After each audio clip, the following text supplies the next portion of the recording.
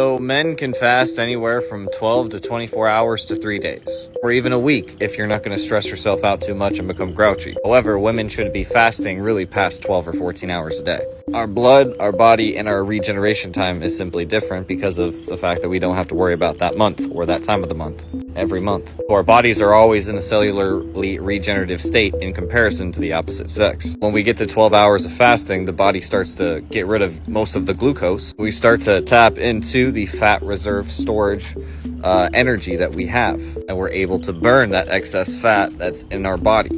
When we get rid of that fat and we burn that fat off, we also get rid of the disease, because we know that all disease starts in the gut and it comes from too much yeast mold, candida, or sugar stuck inside of the gut, which basically causes an overgrowth. A SIBO, small intestinal bacterial overgrowth. And 9 out of 10 plus people have that disease. That's why it says in Matthew 17:21, this kind of disease as well only leaves by prayer and fasting. It's a physical and a spiritual book. So you fast 12 to 24 hours a day, or you do every other day fasting if you're a man. Now that's hardcore. I'm doing it sometimes and sometimes I'm not. A time to embrace and a time not to embrace. Depending on your stress level, you guys have to monitor what kind of fasting you do.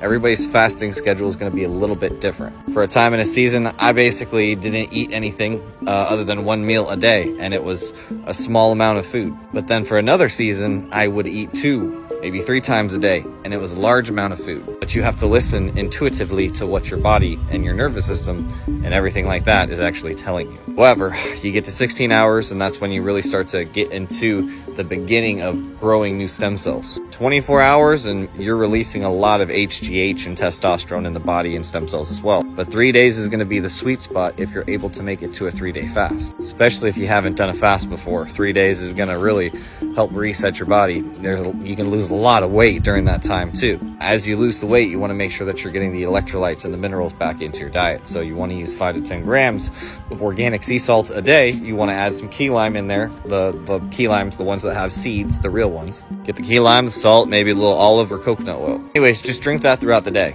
regardless if you're fasting or not. That's going to really just heal you up. Remember that after you drink, you wait 30 minutes to eat. After you eat, you wait 2 to 3 hours to go ahead and drink, because there's 2 different tubes that's digesting the food as well as the water, and you don't want to use them at the same time.